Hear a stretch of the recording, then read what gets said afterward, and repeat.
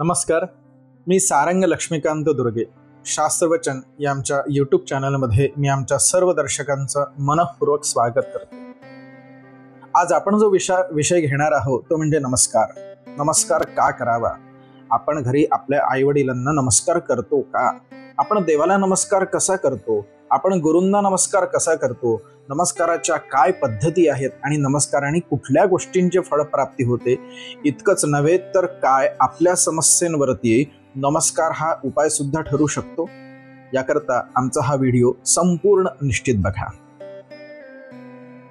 धर्मशास्त्रामध्ये नमस्काराच्या पद्धती सांगितलेल्या आहेत आणि नमस्काराने आपल्याला काय प्राप्त होतं. तर अभिवादनशीलस्य नित्यं वृद्धोपसेविनाम चत्वारी तस्य वर्धन्ते आयुर्विद्या यशोबलम.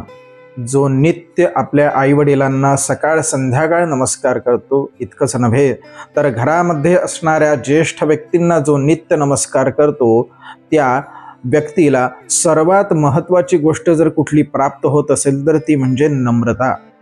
त्याच्या अहंकाराची समाप्ती होऊन तो नम्र होतो आणि त्याला आयु, विद्या, यश आणि बल या 4 गोष्टींची प्राप्ती सहज मिळते. या सहज प्राप्त होणाऱ्या गोष्टींकरता आपल्याला अनेक कष्ट भोगावे लागतात, मात्र ह्या सर्व गोष्टी केवळ नमस्कार या एका प्रक्रियेमुळे आपल्याला प्राप्त होत असतात. आता देवतांना सुद्धा आपल्याला जो नित्य नमस्कार करायचा आहे तो नमस्कार कसा करावा? तर धर्मशास्त्र असं सांगतं की देवालयामध्ये गेल्याच्या नंतर अथवा आपल्या घरी अग्रे पृष्ठे तथा वामे समीपे गर्भमंदिरे, देवाच्या समोर, देवाच्या मागे, देवाच्या वाम भागाला म्हणजे डाव्या भागाला आणि गर्भमंदिराच्या एकदम जवळ अशा पद्धतीने नमस्कार करू नये. तर तो नमस्कार करीत असताना देवाच्या दक्षिणेला किंचित सरून देवाकडे बघून तो नमस्कार करावा. या नमस्कारामुळे अत्यंत उत्तम फळाची प्राप्ती आपल्याला होत असते. केवळ नमस्कार ही सुद्धा प्रक्रिया आपल्याकरता महत्पुण्य प्राप्त करून देणारी अशी आहे. अनेक जन्म आणि अनेक यज्ञांचं फळ केवळ भगवंताला नमस्कार केल्याने मिळतं असं सांगितलेलं आहे. देवतेला जो नमस्कार करायचा आहे तो नमस्कार करीत असताना प्रणम्य दंडवद भूमो नमस्कारेण योर्चयेत स यांग गतिम वापनोती नतां कर्तु शतैरपी. वराह पुराणामध्ये असं सांगितलेलं आहे की भगवंताला केवळ नमस्कार केल्याच्या नंतर आपल्याला अनेक यज्ञांचं जे फळ आहे त्या फळाची प्राप्ती फक्त नमस्काराने देवाचं पूजन केल्याने आपल्याला मिळत असतं. परंतु हा नमस्कार आपण कसा करावा? तर धर्मशास्त्र सांगतं की दंडवत प्रणाम हा भगवंताला करावा. आता दंडवत प्रणाम आणि साष्टांग प्रणाम यामध्ये भेद आहे.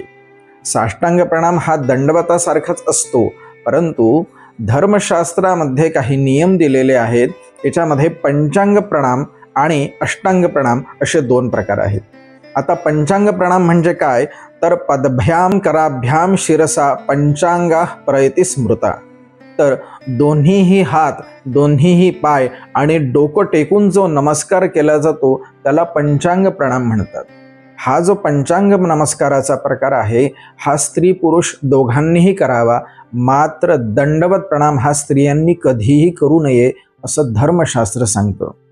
दंडवत प्रणामामध्ये ज्याप्रमाणे एखादी काडी अथवा दंड सरळ झोपलेल्या अवस्थेमध्ये असतो, त्या पद्धतीने ज्याला आपण साष्टांग नमस्कार म्हणतो तो नमस्कार केवळ पुरुषांनी करावा, तो स्त्रियांनी करू नये. याबद्दल निषेध धर्मशास्त्रामध्ये सांगितलेला आहे.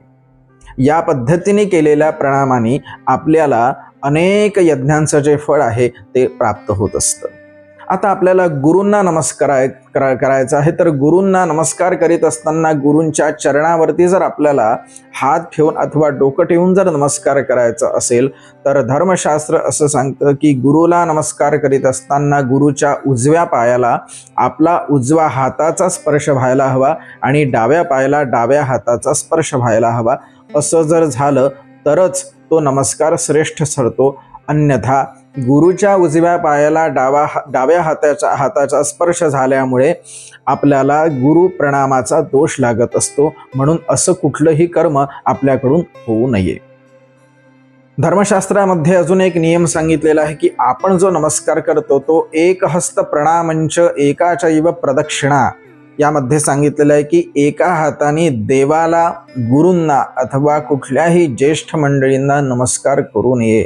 एका हाताने जर आपण नमस्कार केला तर आपल्याला त्याचा दोष लागतो आणि नमस्काराचं कुठलंही पुण्य आपल्याला प्राप्त होत नाही.